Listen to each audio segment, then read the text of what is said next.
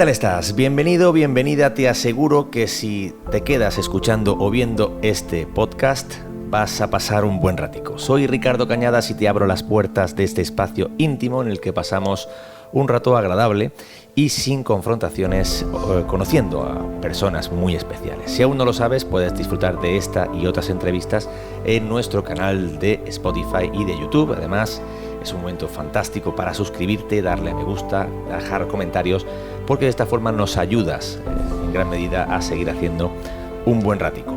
Hoy le damos un nuevo giro a este podcast contando con la presencia de un gran profesional y mejor persona, alguien a quien además admiro profundamente, y es Andrés Cárdenas, mi buen amigo. ¿Qué tal? ¿Cómo estás? Hola, muy bien. Buenas tardes. Bien hallado aquí. Gracias por venir a las oficinas de Angular Comunicación y estar dispuesto a pasar un buen ratico en esta compañía y a que te conozcamos un poquito mejor, porque tienes muchas facetas y eres un granadino de pro, aunque no nacido aquí, ahora lo conoceremos, pero sí que tiene muchas cosas que decir.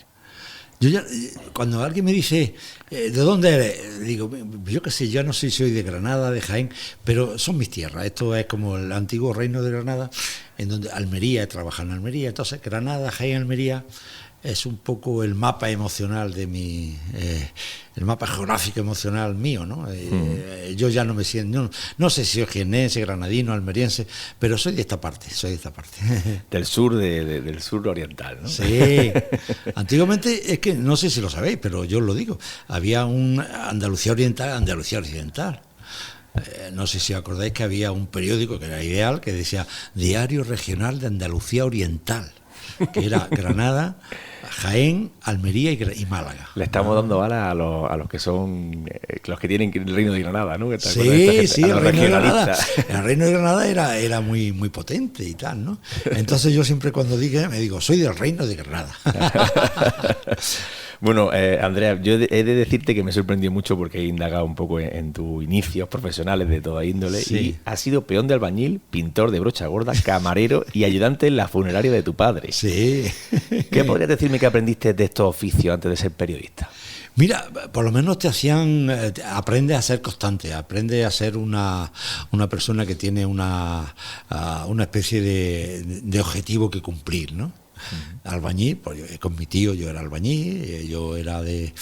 porque yo he nacido en una familia pobre, humilde, si llamámosle así, y entonces mi padre tampoco tenía no tenía un poderío económico para yo ser otra cosa de lo que era. Entonces yo todos los veranos, yo estoy hablando de los veranos, todos los veranos he sido todas estas profesiones porque me las tiraba trabajando para poder luego pues, ir a la universidad o para seguir pagando mis estudios y tal, ¿no? ¿Qué recuerdas de esa infancia en Bailén? ¿Cómo era el ambiente en casa? Antiguamente estos ambientes eran muy cómodos. Esto de que cualquier tiempo pasado es mejor, en este caso es verdad. O sea, en este caso es verdad porque vivíamos una infancia en la calle, una infancia con muchos amigos, con muchos juegos. Todavía no estaba la televisión en su apogeo. Bueno, estaba a los inicios de la televisión. Yo me acuerdo que la televisión la vi a los 12, 14 años, ¿no? Pero todos esos años que no había televisión, los padres nos echaban los niños a la calle y la calle era nuestro modo de vida, era nuestra escuela, ¿no? Entonces todos esos amigos que todavía los sigo conservando, o sea que son amigos de la infancia, esa patria. Hay alguien que dijo, fue Rilke, que dijo la patria de uno es la infancia, ¿no? Pues yo creo que sí es verdad. La patria de uno era esa infancia porque la recuerdo muy feliz, muy despreocupada. Estamos hablando de familias que no son desestructuradas, familias. Mis padres y mi madre criaron 4 hermanos que nos llevamos bien, que íbamos todos, comíamos bien y luego pues jugábamos mucho en la calle. Ese es un poco ahora es totalmente diferente, claro, ¿qué niño juega hoy en la calle? Si no en un sitio, en un recinto cerrado y tal, ¿no? Pero antes la calle era nuestra forma de vida, ¿no? Y sí, no que lo eche de menos, sino y tampoco lo añoro, sino que era otra forma de ser y otra forma de vivir. Y yo recuerdo haber sido un niño muy feliz en mi infancia. y yo creo que eso marca mucho, ¿eh? El ser un niño feliz en la infancia marca luego mucho para tu futuro, ¿no? Y yo me considero una persona que ha sido feliz en su infancia, que eso es. En aquellos años era fácil, ¿no? Era fácil porque pedíamos muy poco. Los regalos no pedíamos regalos, lo que te mandaban era lo que te mandaban, no como ahora que los niños están llenos a hitos de regalos y de cosas, pero antes cualquier regalo lo valoraban mucho y tal, ¿no? Y yo sí fui feliz en la infancia, está claro. Uno de los recuerdos que tenemos, sobre todo los que nos gusta mucho comer, que recordamos de la infancia, es esa merienda del cole. ¿Qué te gustaba a ti? Sí, la merienda del cole, porque veníamos del cole, antes en la escuela había clases por la tarde, yo creo que eran de 3 a 5 o algo, ¿no?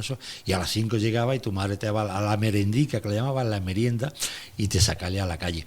Y esa merienda era, yo en un pueblo de Jaén, en Bailén, casi todas las meriendas eran todas iguales, era un hoyo con pan aceite, un poquito de azúcar y los más privilegiados, una onza de chocolate, ¿no? esa era la merienda que saquemos. Entonces llegamos de la escuela, soltábamos la cartera y nos íbamos todos a la calle a comernos nuestra merendica, ¿no? Esa era la merienda. Fíjate que yo vivía enfrente de una almazara de aceite, y yo recuerdo que muchas veces me decía mi madre: yo te doy el pan y ve a la almazara que te echa. Y había un hombre allí que se llamaba José Antonio, que ha muerto ya desgraciadamente, pero yo me acuerdo de llevarle el pan solo, hacerle un hoyo y desde una garrafa, aquella grande que había, ¿no? Te cogía el grifo y te echaba un poquillo de aceite, y así íbamos los niños a que nos echaran el pan aceite, ¿no? El pan aceite era lo más corriente, lo más normal, ¿no? Pero éramos felices así. ¿Hay alguna historia curiosa de aquellos años que te haya marcado especialmente? Hay muchas, a esa edad marcan muchas, ¿no? Por ejemplo, mi pueblo era un pueblo de barro, o sea, era de cerámica, había mucho. Yo me acuerdo de juntarnos los niños y hacer esculturas de barro. Hacíamos, ahora se hace con plastilina y tal, pero los niños antes lo hacíamos con barro, era el barro de Bailén, ¿no? Y aquellos momentos de hacer la escultura, un torico, un elefante, una vaca, que hacíamos figuras de todo. Ese momento yo me acuerdo de haber sido creativo, ¿no? Decir, voy a hacer algo creativo, y era ese momento en que tú hacías una figura que podía interesarle a los demás. Me han marcado muchas cosas, los juegos al fútbol, esos juegos que hacíamos en las calles empedradas, aquellas que el balón corría, pero te daba una piedra y se iba por el otro lado, allí no podía hacer regatas ni nada, allí cogía era sobrevivir, era sobrevivir. Todas esas cosas te marcan muchísimo, te marcan mucho. ¿Cuándo decides hacerte periodista? Pues mira, yo estuve en un seminario, en el San Felipe Neri de Baeza. Yo tendría 14 o 15 años, porque antes los seminarios no es que quisiera ser cura, sino que era la única manera, tú para seguir estudiando, te iba a un seminario. Yo me acuerdo de mi padre decirme: oye, tú para cura no, sino porque le habían dicho que allí podía seguir estudiando. Eso lo hacían, eso era muy corriente y muy normal, ¿no? Tú no ibas para cura, en los seminarios a lo mejor un 10, un 15%, un 20% llegaban a cura, pero los demás íbamos a seguir estudiando, ¿no? Y una vez a ese seminario fue un hombre que era de Jaén, y empezó a contarnos historias, y era periodista. Ajá. Y yo, oyéndole historia a aquel hombre, que se llamaba Pedro Gámez, oyéndole hablar a aquel hombre, yo dije: no sé, a mí esto es lo que me gusta. Yo lo que me gusta es contar historias. A mí lo que me gusta es entretener a la gente con una imaginación mía creciente y cada vez más exuberante, ¿no? Entonces, yo digo, esto es lo que a mí me gusta. Yo leía muchos cuentos, aquellos los tebeos, aquellos, ahora llaman cómics, pero nosotros le llamamos cuentos, ¿no? Los Roberto Alcázar y Pedrín, el Capitán Trueno, el Jabato, todo eso. Yo me los leía, me los tragaba a todos, ¿no? Entonces yo me emocionaba mucho cuando alguien me contaba una historia. Alguien me dijo: oye, escritor, yo quería ser escritor, yo no quería ser periodista, yo quería ser escritor, yo quería contar historias. Ajá.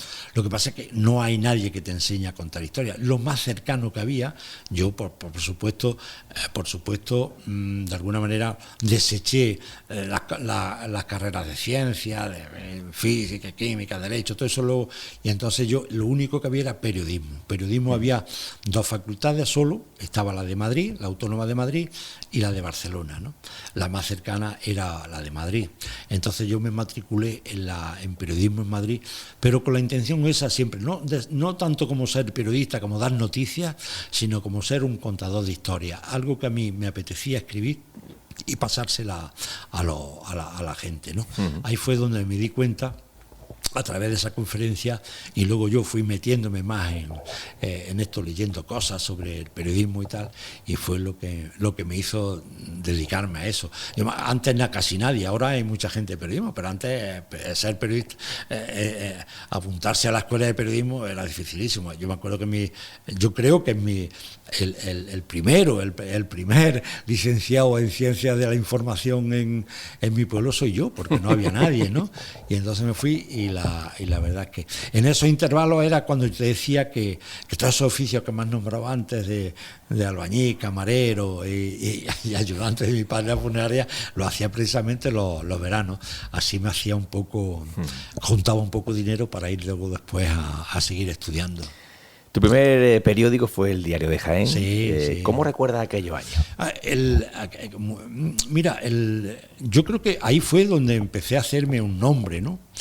Y te cuento, allí el director del Diario Jaén, que se llamaba Carlos Briones,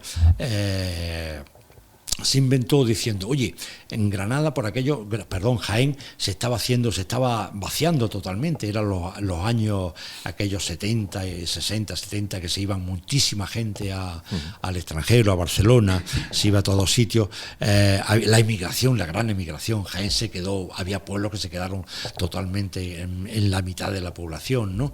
Entonces se inventó una serie que se llamaba Viajes por las aldeas de Jaén, en donde yo iba visitando aldeas que se estaban quedando vacías, vacías con 2 personas, 3 personas, 5 personas, 10 personas, y entonces ese fue el viaje. Se llamaba Viaje por las aldeas de Jaén, se llamó aquella serie.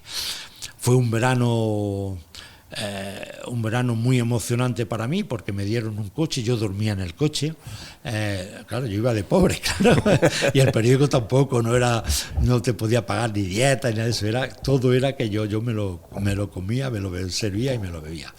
Y iba por las aldeas, iba todos los días visitando una aldea, todos los días, o a lo mejor me tiraba 2 o 3 días en una aldea, hablando con los pocos vecinos que había, me contaban sus peculiaridades, su forma de vida y tal, ¿no? Entonces hice una serie que duró todo el verano del año 79, el año 79, me tiré todo el verano visitando a esas aldeas que estaban totalmente ya muy, además de vacías, muy envejecidas. Claro, todos los jóvenes se iban, los que se quedaban eran las personas mayores, ¿no? Entonces, contando aquella historia, su forma de vida, su forma de ser, lo que hacía es contar historias personales de cada uno de estos. En esa serie, que se llamó Viajes por la aldea de Jaén, luego la hice un libro, que se llamaba Carriles de Silencio, que fue el primer libro que publiqué en el año 81.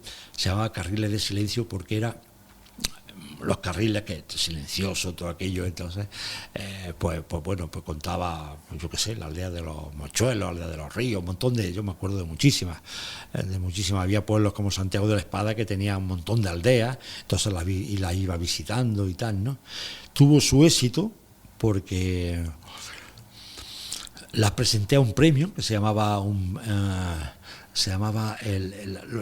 lo convocaba la Caja de Ahorros de Granada, que entonces existía, y lo presenté a un premio, y fíjate por dónde uno de los jurados, de los miembros del jurado, por ejemplo, estaba Tico Medina, estaba Melchor Saiz Pardo, estaba Alfonso Grosso, en fin, había gente muy de nivel ese muy de nivel y muy respetable en el mundo del periodismo. Y Melchor Saiz Pardo, entonces director de Ideal, se dio cuenta de que ahí había un potencial periodista, ¿no?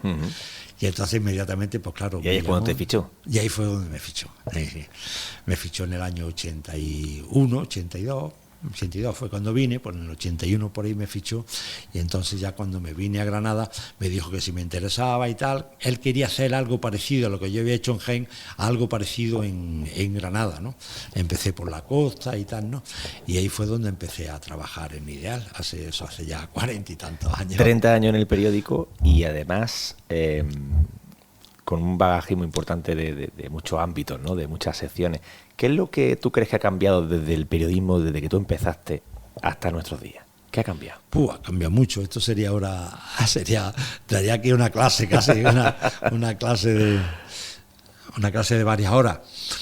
Mira, en aquellos años, cuando yo empecé, estaba la transición política, el periodista tenía una ilusión grande por sacar temas, la libertad, la reivindicación de la libertad después de 40 años de franquismo, pues todos los periodistas, lo lógico era que nosotros apoyáramos ese sentido de la libertad, ¿no? Fue un camino sencillo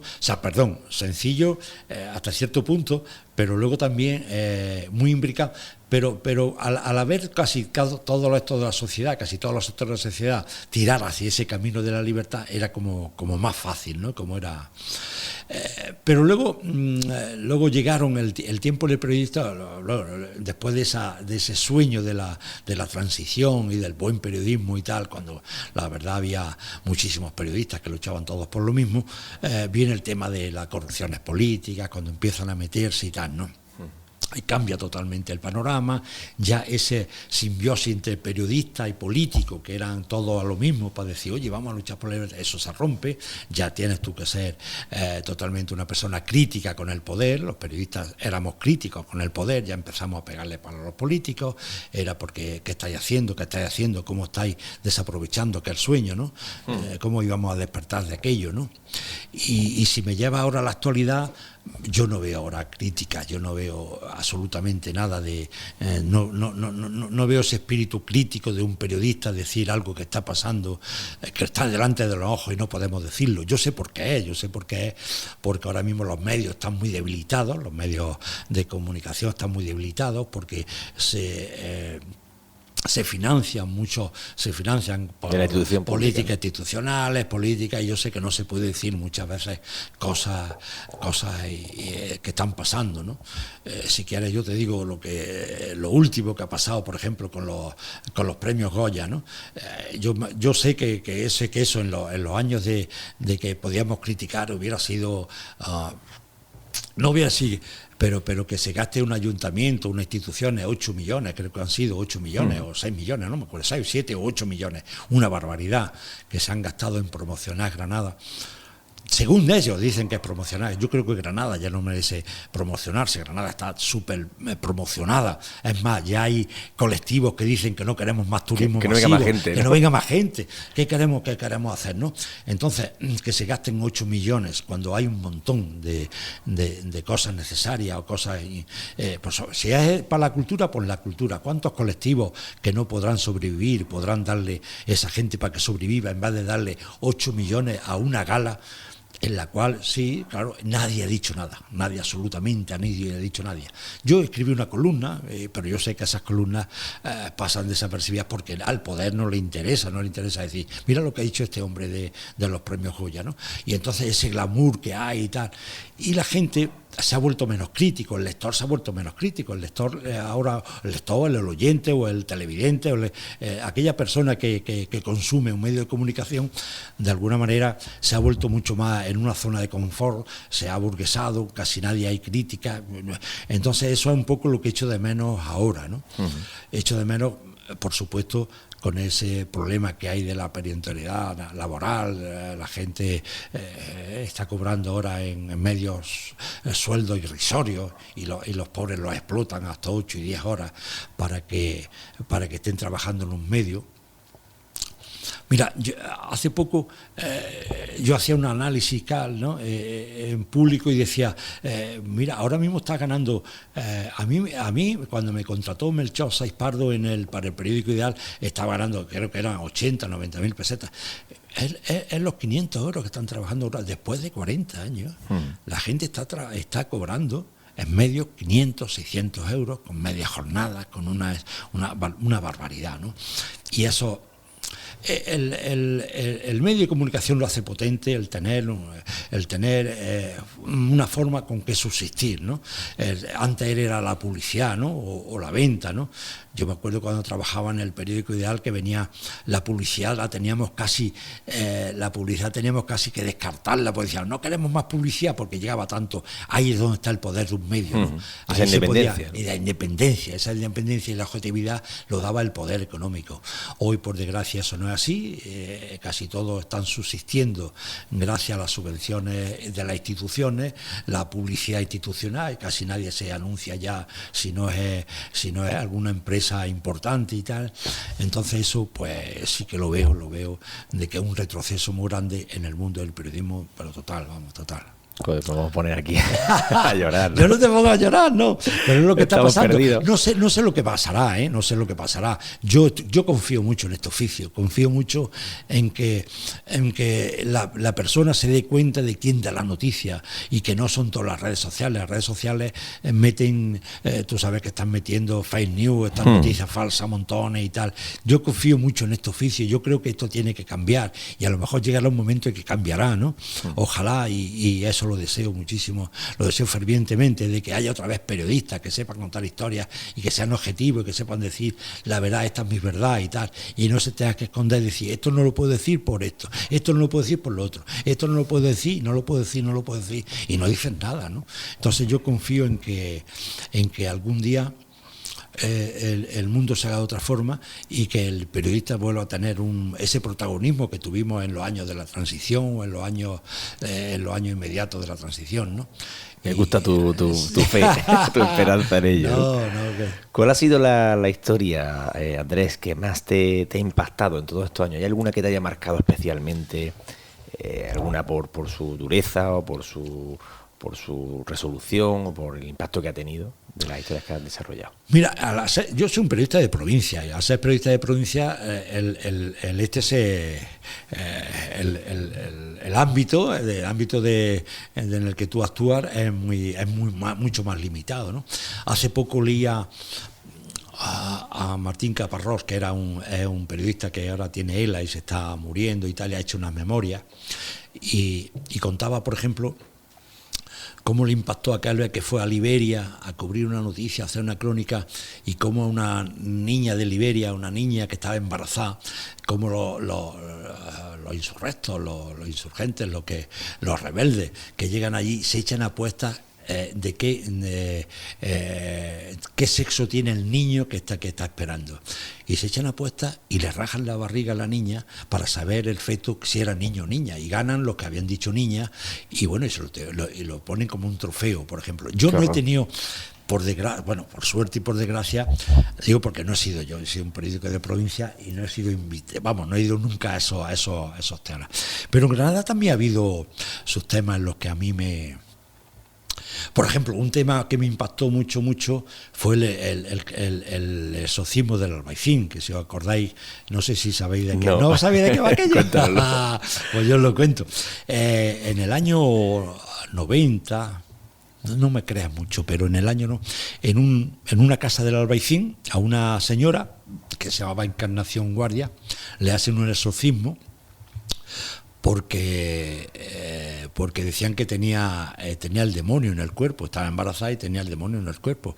Y hay una persona del Albaicín que se llamaba Mariano el Pastelero, que ya ha muerto, pero que hubo en aquellos años, que él decía que sabía hacer el exorcismo, y aquella muchacha le hicieron ingerir una ingentes cantidades de sal, porque decía, le metieron la mano por donde tú te puedas imaginar, ¿no?, para sacarle a aquella mujer murió, ¿no? Entonces, estando yo de cierre en el periódico, me llama me llama un médico, no sé, era una voz anónima, me dice, si quieren usted una noticia, ahora mismo le está muriendo una mujer, no se había muerto todavía, se está muriendo una mujer porque le han practicado un exorcismo. Entonces yo fui allí, estuve hablando con él, fue ya muy tarde, paré las máquinas del periódico y tal. Quiero decir que esta es una noticia en la que fui, por supuesto, fue una exclusiva a nivel nacional, porque aquello pasó y tal. La mujer murió cuando salió la noticia, ya había muerto y tal, ¿no?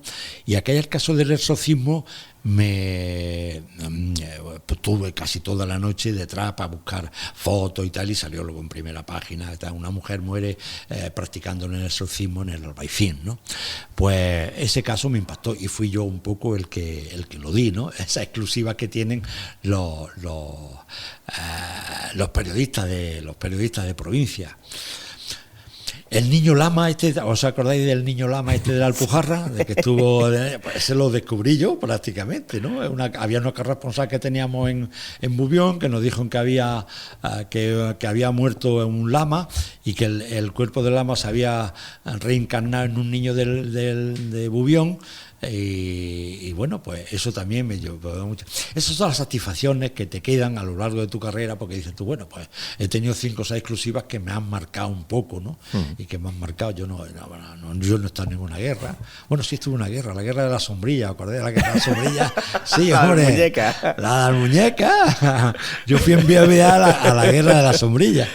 Hubo una guerra porque la gente dejaba reservado el sitio, claro, con la sombrilla. Eso yo lo he vivido durante muchos años y eso no se puede, o sea, eso no es inagotable. Sí. Por mucho que intenten los ayuntamientos parar esa guerra, es que no se puede. Sí. La gente se va a las 9 de la mañana, coloca su sombrilla y luego vuelve a las 12 y pico, la 1. ¿No? Claro, porque había una normativa que era tuyo, te levantabas y tal y cual, plantaba la sombrilla y luego iba a la 1 o la 2 y ahí cogía el sitio. Entonces Juan Carlos Benavides, alcalde de Almuñécar, dio un bando que se llamó el bando antisombrillas, que era los municipales que vieran sombrillas, que no había nadie abajo, las cogía. Bueno, y llegaron a incautar, pues no sé, 1.600 o 1.700 sombrillas. Y salió una guerra tremenda. Bueno, la gente, aquella clásica, ¿dónde polla está mi sombrilla?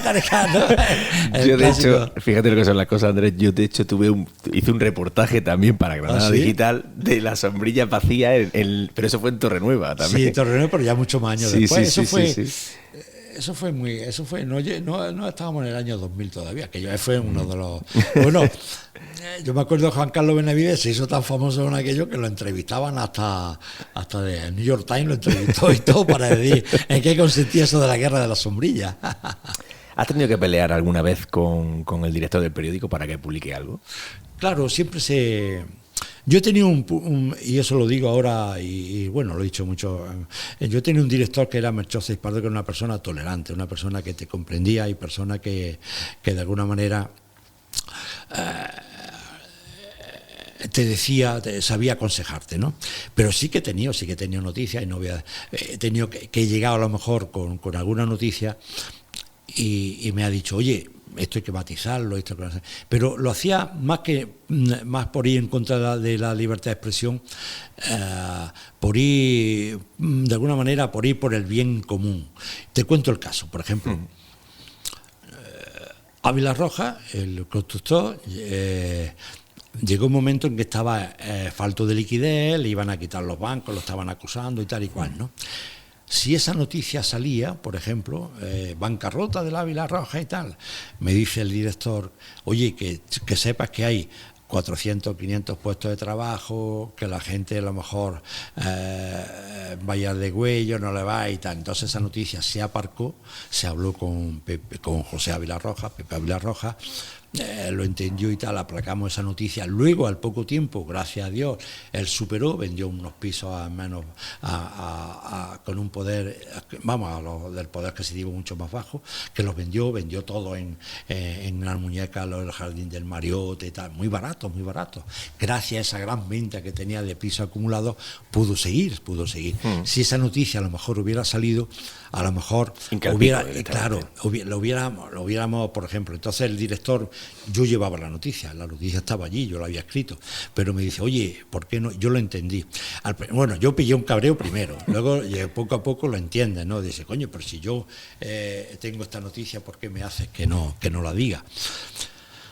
Pero lo entendí, y a veces sí que hay noticias que se tiene que uno que callar, eso lo sé por seguridad, de que se tiene que callar si no la quiere hacer un bien, si no la quiere hacer un mal general. Si va a encontrar esa, muchas veces te las tienes que callar. Pero sí, los periodistas normalmente siempre hemos tenido, con la dirección del periódico siempre hemos tenido ese rifirrafe, ¿no? De esto aquí, ¿por qué me va a cambiar esto? Yo quiero decir lo otro, y usted, porque lo suavizaban ellos, precisamente no contra la libertad de expresión, sino porque sabía que de alguna manera eso estaba haciendo un bien general, que tenías que callártelo. No sé. ¿Alguna vez has publicado algo y después te has dado cuenta de que has metido la pata? Claro, sí, siempre, eso siempre mucho. Ha habido noticias que tú las das y al día siguiente alguien te llama y te dice, oye, eso no es así, y ahí te queda un poco. Está claro una cosa, nosotros teníamos, que ahora no se hace, claro, ahora eso es, tú oyes cualquier cosa, lo dices en las redes sociales y ahí está todo, ¿no? Pero antes había una norma, tú tenías que al menos que consultar 2 fuentes para que eso fuera verdad, ¿no? Pero claro, si esas fuentes te engañaban, tú publicabas una noticia que era falsa o que te habías metido la pata. Para eso estaba un poco el tema de la rectificación, que podías rectificarla con un corto o lo que sea. Pero yo he sido un periodista siempre humilde y he intentado ser honesto. Si alguien me ha rectificado y él me ha dicho que me he equivocado, había periodistas que no intentaban, que decía, yo creo que eso es la verdad y ya está, ¿no? Pero yo, si alguien me demostraba que yo había metido la pata, yo lo rectificaba y decía, pues mire usted, señor, he metido la pata. Una vez me enseñaron, una anécdota que quiera que decirlo, una vez me llaman y me engañan, claro.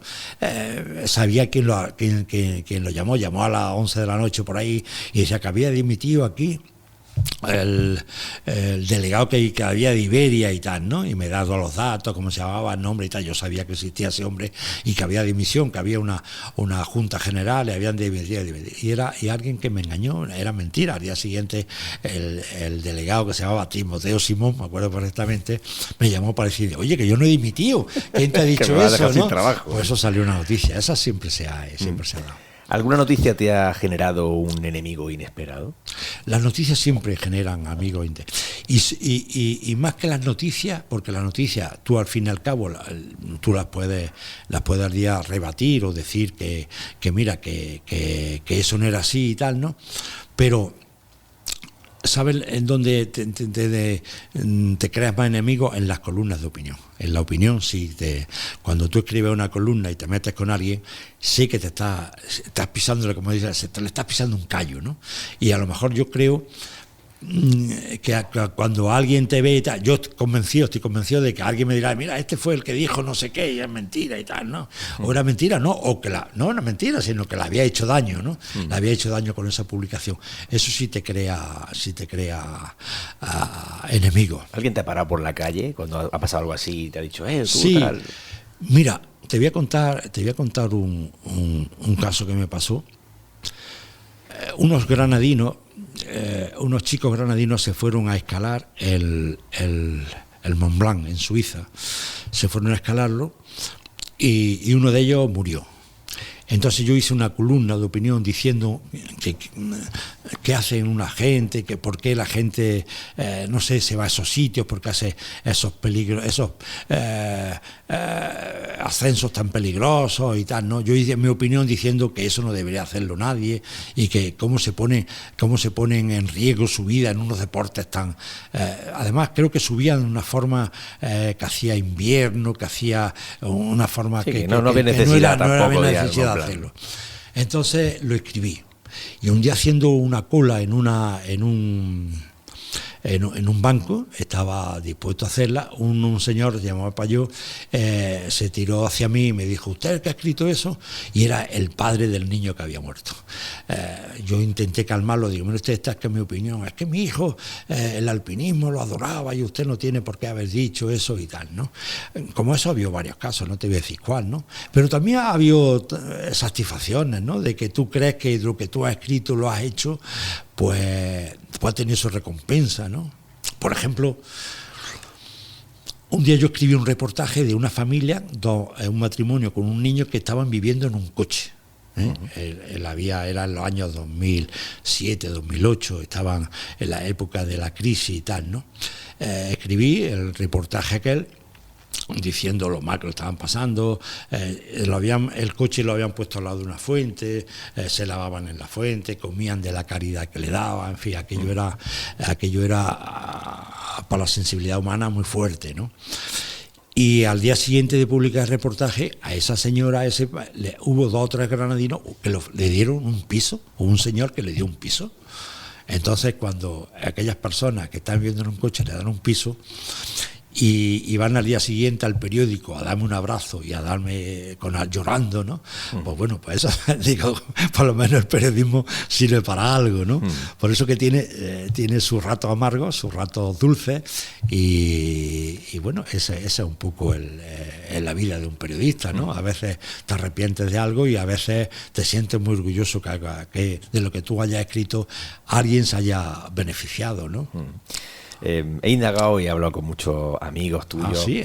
Compañeros, amigos, y podría decir que es casi un clásico, que me han respondido casi todo un poco algo frecuente, que me digan que eres un poco despistado, aunque he de decir que también me han dicho que eres muy observador y detallista. ¿A qué crees que se debe esta fama de que piensen que eres despistado? Lo despistado que siempre la he tenido, ¿eh? He llegado un día tarde a un sitio, un día anterior a otro sitio. No sé, me imagino que es que mi cabeza está pensando una cosa y luego es otra, ¿no? Hubo Rafael García Manzano, que fue redactor jefe, hizo un libro sobre anécdotas y tal, y contaba la anécdota en el que yo fui un día, yo no me di cuenta, yo vivía en la calle, en la Avenida de Madrid, y el periódico estaba en el San Jerónimo en Facha. Fui de la Avenida de Madrid a San Jerónimo en zapatillas de casa. Yo pensando, y cuando llego, estoy subiendo con la escalera, y me dice el gerente, Sebastián Mosquera, que se llamaba el pobre también, todos estos estaban fallecidos, claro. Me dice, ¿dónde vas con zapatillas? Y en ese momento me di cuenta, ¿no? Me di cuenta. ¿Te quedaste con las zapatillas puestas o volviste a por...? Sí, tuve que ir y tal. O el día que voy a hacerle... Yo tuve una serie que se llamaba... era alcaldes de la A a la Z, todos los alcaldes de la provincia le hacían entrevistas, y fui a un pueblo por ahí en Ventas de Huelma y tal, ¿no? Y el alcalde me había citado y me llevé la llave del ayuntamiento creyendo que era la mía, me la llevé en el bolsillo, y a las 12 de la noche digo, hostia, ¿esta llave? Entonces ya me dice, no. Y me dice el alcalde, no me digas que te la has llevado tú, llevamos 2 horas buscándola, no sé qué y tal, ¿no? Despiste. Pero yo creo que es que mi cabeza estaba siempre dispuesta a estar pensando en otra cosa que es la que estaba. Algo divertido siempre, ¿no? Sí, pero bueno, eso es famoso, sí. Bueno, eres un amante de Granada, eso es indiscutible. ¿Qué me dirías que tiene Granada que la hace única? Voy a decir un tópico, es su belleza. La hace única el que tú vayas paseando por la mañana por la carrera del Darro y ves allí el Darro y ves la Alhambra y te subes al Albaicín y ves. Granada es única, por eso hay tantos escritores, pintores, gente creativa que aquí de alguna manera se está haciendo como que tiene aquí la inspiración, ¿no? Granada inspira a un montón de gente y tal. Lo que le hace ser única es su belleza. Los granadinos es otra cosa, ¿no? Pero Granada como en sí, Granada como así, tiene esos rincones, esa belleza, esa historia. Si muchos pueblos o capitales tuvieran... Aquí, por ejemplo, tenemos la Alhambra, ¿no? Y todo el mundo... Pero luego hay monumentos que si estuvieran en otras capitales serían importantes. importantísimo, claro. Aquí tenemos el monasterio de la Cartuja, el monasterio de San Jerónimo, un montón de sitios que nosotros los tenemos en segundo porque está la Alhambra. La Alhambra de alguna forma ha ensombrecido un poco a todo ese patrimonio, pero nada tiene conventos, puentes, casas consistoriales, tienen consistoriales, no casas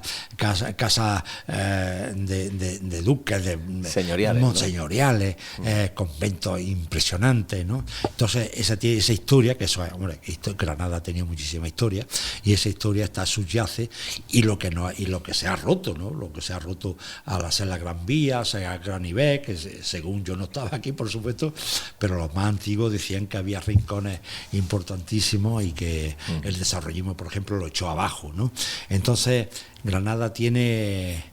bueno, ahí está el turismo, somos una de las ciudades, 3 millones de personas en la Alhambra, que todo esto se desparraman por ahí, van por todos sitios y tal, ¿no? Podríamos decir que eres un experto, ¿no?, en el arte de la mala follá. Pues, de hecho, aquí tenemos este libro, ¿no?, que bueno, que ya tiene algún tiempo, pero que es una de tu obra. Y quiero que además, pues, tú que eres ese experto, y además la llevas por Nueva York y por muchos sitios, sí, me expliques una definición concreta de lo que es la mala follá. Es decir, esto hay muchas veces esa pugna, sí, ¿no?, de sí. qué es la mala follá, de dónde viene, sí, qué es sí. la mala follá para Andrés Cárdenas. Mira, la gente está equivocada, la gente se cree que mala follada aquella persona que te trata mal, que te dice, no, yo no creo que sea eso, Yo creo que lo que el granadino, no lo digo yo, lo dijo un sociólogo que se llamaba Murillo Ferrol, que es el que yo creo que dio exacto con la mala follada, y es que es aquella persona que te destruye un poco tu ilusión o tu mito objetivo, ¿no? Tú le enseñas a alguien, dices, mira ¿qué coche me he comprado? Eso lo enseña y dice, sí, pero aquí tiene un rayajo, ¿no? O un libro, yo he escrito un libro, sí, pero aquí tiene una rata. Es el pero del Día de la Cruz, ¿no? Sí, el pero del Día de la Cruz. Yo creo que ahí es donde está la mala folla. No en esa persona que es borde o que te conteste mal o que no te... Yo no creo que eso, sino que aquella persona que con esa ironía o con eso, porque lo hacen con ironía y tal, ¿no? Esa persona que te dice, tío, pues tú qué te crees, ¿no? Tú qué te crees, ¿no? Ese yo creo que es el de la mala folla. Y el que yo creo que he tenido, el que de verdad lo he vivido, ¿no? El que de verdad lo he vivido. ¿Qué costumbre granadina no se debería perder nunca? Muchas costumbres que no se vean. Mira, hay un personaje que ahora ha sido el juicio de él, que era José Miguel Castillo Higuera, que fue un concejal en los años 82, era del Partido Comunista, pero bueno, era una persona que le gustaba mucho las tradiciones, fue el que rescató muchísimas tradiciones, el subir a San Cecilio en el Sacromonte, subió a San Cecilio, el de la olla de San Antón, el de por ejemplo la Tarasca, cuando que se estaba eso perdiendo. Yo creo que las tradiciones los pueblos no deben de perderlas y deben de, so pena de que hagan daño a los demás, ¿no? Pero las tradiciones así normales y tal, ¿no? Si estamos hablando de tradiciones como tirar una cabra desde un campanario, por mucha tradición que sea, si eso hay que acabar. Pero hay unas tradiciones muy sanas, unas tradiciones que están dentro de la esencia de un pueblo, en las cuales no solo deberíamos potenciarlas, sino hacer que nunca se pierda. Yo creo que Granada esas tradiciones cada vez las tiene más arraigadas y yo creo que no se van a perder. Ya nadie yo creo que pasará muchos años, yo no sé, hombre, no sé lo que pasará en un futuro, pero subir al Sacromonte el día de San Cecilio, pues yo creo que eso ya está rescatado y la va a hacer a toda la gente. El Día de la Cruz no ha cambiado mucho el Día de la Cruz. Ha cambiado, hombre, ha cambiado. Se debía de haber cambiado, ¿no? Porque se convirtió de ser una fiesta íntima y tal entre 4 barrios que hacían la cruz al gran botellón que aquellos años de los años 90 y tantos que se hizo. Ahora pretende el ayuntamiento, y creo que lo hace, que no va a ser 3 o 4 días, sino un día, dar una serie de normas a la hora de montar una barra, que no sea evitar que la tradición se convierta en algo tan bullicioso que deje descansar, por ejemplo, a los demás, ¿no?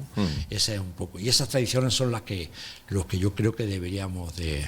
La olla de San Antón, por ejemplo, el comer la olla de San Antón se estaba prácticamente perdida, pero gracias a Dios Se mantiene, Se ¿no? mantiene. Y la disfrutamos. Hay una que me está, es la pérdida de gastronómica de la tortilla del Sacromonte. Bueno, La eso tortilla, ya casi en ningún sitio se puede comer. Exactamente. Yo me acuerdo cuando vine en el 82, casi todo el mundo te ponía, era normal, sobre todo las de los Manueles, no los Manueles que hay ahora, que hay un montón, sino el antiguo Manueles. Esos te ponían una tortilla Sacromonte muy apañada y tal, y en muchos restaurantes la gente pedía tortilla de Sacromonte. Eso se ya casi hay más fuera que aquí, porque yo recuerdo sitios donde tienen especialidades en temas de casquería y demás, y hacen una tortilla de seso. Claro. Y la hacen, ¿no? Esta tortilla creo que fue un invento de que le habían robado lo que tenían el cordero y tal, la carne, y le habían dejado la casquería, ¿no? Y entonces dijo, ¿qué vamos a hacer? Pues vamos a echarle huevos, en el sentido de batir huevos. Y eso fue lo que hicieron que esa tortilla, el Sacromonte, otra vez pues, resurgiera. Hasta durante un tiempo intentó resurgirse, pero por lo que sea, no cuaja. No cuaja. ¿Te han cortejado en política? ¿El qué? ¿Te han cortejado en política? ¿Te han tirado los tejos para que entre en una lista electoral? Sí. Los políticos, pero los políticos aprovechan que alguien es un poco más de su cuerda y tal, para decirte que si quieres entrar en política y tal, ¿no? Tuve esta serie, entonces estuve hablando con su UPyD, no sé si te acuerdas. Sí. Pues UPyD sí me llamó, estuvimos hablando y tal, pero... Maite Olaya. Sí, es Maite Olaya, efectivamente, fue Maite Olaya la que me llamó, quería que entrara en su lista y tal, pero para decir, bueno, que venga alguien así si no de prestigio, sí que de nombre y tal, para que pueda, pero sí, siempre he dicho que no, porque no, un periodista nunca... Si eres periodista, eres periodista, y si eres político, eres político. Nunca debe ser las dos cosas. Y si algún día un periodista se mete en política, debe de abandonar totalmente el periodismo. Pues tengo aquí muchas preguntas, Andrés, para hacerte. Vamos a tirarnos mucho tiempo, pero te voy a hacer una concreta que sí me gustaría saber, y es ¿cuál es tu opinión sobre la inteligencia artificial? Si te digo la verdad, todavía no sé lo que es. Hablo tanto me dicen que va a acabar con el periodismo, que va a acabar con muchas creaciones. Es un gran rival. Es un gran rival, yo lo sé. Pero bueno, tendremos que adaptarnos a ella, ¿no? Están diciendo que si la utilizas bien puede ser una aliada, pero no lo sé. El otro día me quedé un poco sorprendido cuando me decían que ya se hacían guiones de cine con la inteligencia artificial y que los guionistas ya no servían. Y cuando te dicen que tú vas a poder hablar con alguien en otro idioma y él te va a entender y tú le vas a contestar, pues tampoco los traductores, las escuelas de idiomas, yo no sé lo que va a pasar, si es verdad todo eso que está pasando. Sí que está, yo creo que los mismos, yo leí el otro día que los mismos creadores de la inteligencia artificial, de lo del ChatGPT, decían que no sabían exactamente lo que habían creado. Yo creo que llegará el momento que se va a ir desarrollando y tal, ¿no? Pero el otro día, por ejemplo, vi una noticia y yo sabía que estaba hecha ya por inteligencia artificial, porque el periodista o quien sea había hecho una especie de lead, que era la clásica 5 o 6 preguntas de qué, cómo, cuándo, dónde y por qué, las contestaba, y luego era todo historia. Era un accidente de tren, creo, ¿no? Y entonces te decía el sitio donde había creado, y entonces la inteligencia artificial te decía el sitio, te daba detalle y tal. Y el tren era tal de características, tal. El periodista hizo sus primeras líneas y el argumento y tal se lo había hecho la inteligencia artificial. No lo sé, yo no sé ahora mismo no sé qué pensar. Ojalá nos sirva a nosotros para algo, pero si visto lo visto, yo no sé si no tendremos que adaptar las máquinas. Yo no creo que pueda. Yo a veces he dicho, bueno, pero una máquina puede hacer una poesía de San Juan de la Cruz, por ejemplo. Pero alguien me dice, no, dale tiempo, que a lo mejor cuando aprenda, sabe hacer poesía y a lo mejor la sabe hacer mejor que tú, ¿no? Sí. Entonces, no sé, no tengo todavía... Soy de los antiguos, los que dicen, joder, ¿dónde nos llevará esto? Pero tampoco hay que ponerle puerta al campo. Esto ha llegado la inteligencia artificial, ha llegado, pero para quedarse. No es que es algo pasajero. Entonces nos tendremos que acostumbrar a ella, nos tendremos que saber, a lo mejor tendremos que, los métodos de creatividad nuestros tendrán que ir por otro lado, no lo sé, pero Pero ahora mismo yo estoy expectante. Yo no sé si viviré para verlo, ¿no? Pero si es verdad todo lo que están diciendo, ¿para qué servimos entonces? Supongo que nos dejará disfrutar un poco más de otras cosas, ¿no?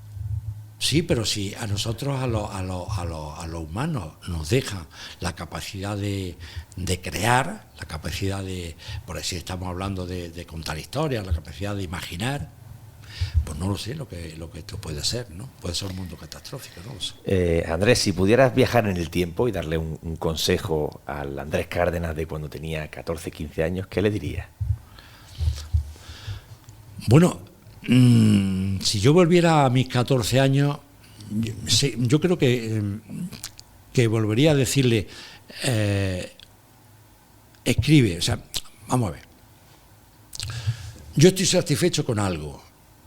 Ese momento en el que tú tecleas algo y aparece un texto en un ordenador y que a ti te guste como lo has hecho, cómo has encadenado esas palabras una tras otra y tú te sientas satisfecho con aquello, para mí eso vale muchísimo. Para mí es algo, es mi vida, es lo que yo creo que lo que he nacido para eso. Yo lo que no creo que sea hacer otra cosa mejor que eso, ¿me entiendes?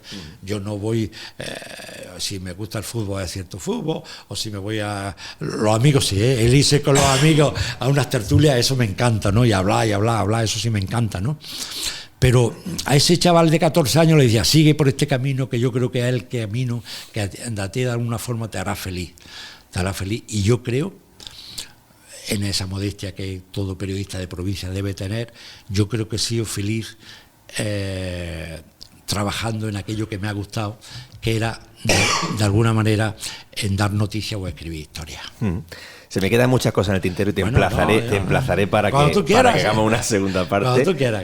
Pero te voy a hacer una batería de preguntas breves, en las que me gustaría que respondieras solo con una palabra o una frase breve, ¿vale? Un color. El verde. ¿Tu canción favorita? Una de los Beatles, que se llamaba... De los Beatles, a mí me gustaban mucho los Beatles, ¿no? Pero, bueno, pues mira, voy a cambiar. La de Leonard Cohen. La de Aleluya de Leonard Cohen. ¿El artista que más escuches? El cantante, el que más escucho. No oigo mucha música. No, estoy perdido. Hay gente que dice que escribe oyendo musiqueta. Yo necesito silencio. No escucho música. Algo que no soporte. La hipocresía. Un día del año. Coño, el mío, el 19 de junio, que es cuando nací. Una ciudad. Granada. Un país. España. Un político. Me pilla actual ninguno. Antiguo, estuve enganchado como todo, a Felipe González, aquellos años de la ilusión de los socialistas, de los 10 millones de votos. Pero ante los políticos de antes, hay muchos granadinos, pues yo qué sé, había de derecha y de izquierda, María Izquierdo, toda aquella gente de la transición, con eso me quedaba con todo, actualmente con ninguno. Algo pendiente. Escribí mi gran novela. Joder, pues tienes mucho escrito, ¿eh? Sí, no, pero mi gran novela. Una manía. La manía que más tengo, que más es el cerrar el ver que están las puertas cerradas y cierro a ver, está abierto, está cerrado. En nuestra última entrevista hablamos con Juan Habichuela Nieto y también tenía una manía parecida, que era comprobar si se había cerrado la funda de la guitarra para que no se le cayera, ¿no? Yo salí en la puerta y me di cuenta de que a veces tengo que empujar 3 o 4 veces para saber que está cerrada, ¿no? Esa es la manía más. Un miedo. Miedo es el más grande, es el morir sin ver crecer a mis nietos. Un sabor. Tengo muchos, pero un sabor que me pilla ahora, el de la cerveza, me encanta la cerveza. La Alhambra fresquita, ¿no? Una Alhambra fresquita, una 1925 fresquita. Wow. Eso es maravilloso, ¿no? Una comida. Las judías blancas. Una afición. Leer. Otra. Andar. Un deporte. No hago ninguno, el senderismo. Una bebida, ya me has dicho que la cerveza. La cerveza. Por encima de todas, ¿no? Si te dejas el móvil en casa, ¿vuelves? Depende de dónde estoy. Si estoy cerca, sí, pero si estoy un poquillo lejos, no vuelvo. Una película. El apartamento, de Billy Wilder. Oh, qué buena. Un olor que te guste.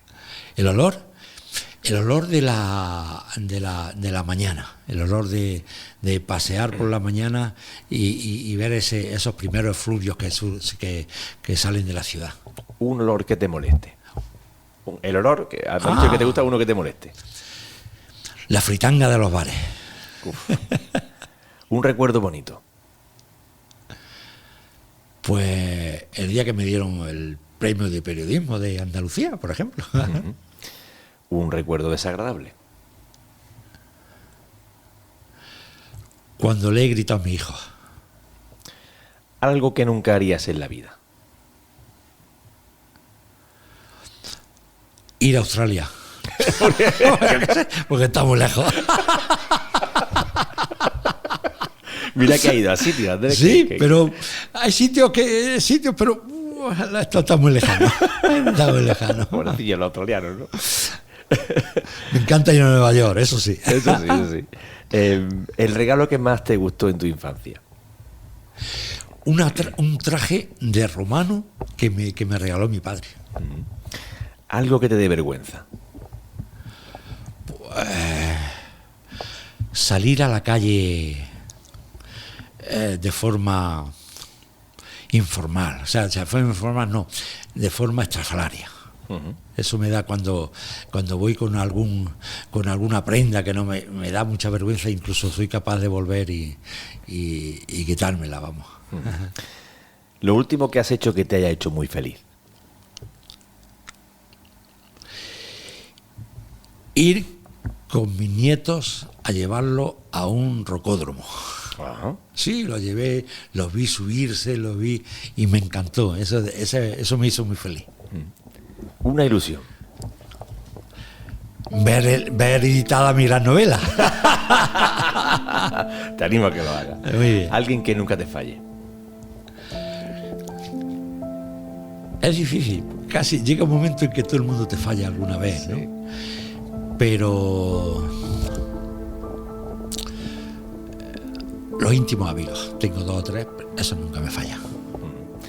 Andrés, muchísimas gracias por acompañarme y espero que haya pasado un buen ratito. Yo he pasado un rato estupendo. Y a ti que estás al otro lado, gracias por estar ahí. Recuerda que tienes a tu disposición todos los episodios de Un Buen Ratico en nuestro canal de YouTube y Spotify. Si aún no lo has hecho, por favor, suscríbete, dale a me gusta y déjame en comentarios el nombre de aquellas personas que te gustaría que pasaran por aquí y echáramos un rato de diálogo y de buen rollo, ¿no? Y bueno, ya volverá Andrés porque tenemos un montón de cosas que hacer. Otro día hablamos de mis libros, que no. Claro, es que se me ha quedado toda la parte literaria, se me ha quedado el tintero. Hemos hablado mucho de periodismo. Sí, pero no de él. Hablaremos de ello. Gracias. Sean felices, que es de lo que se trata. Hasta pronto.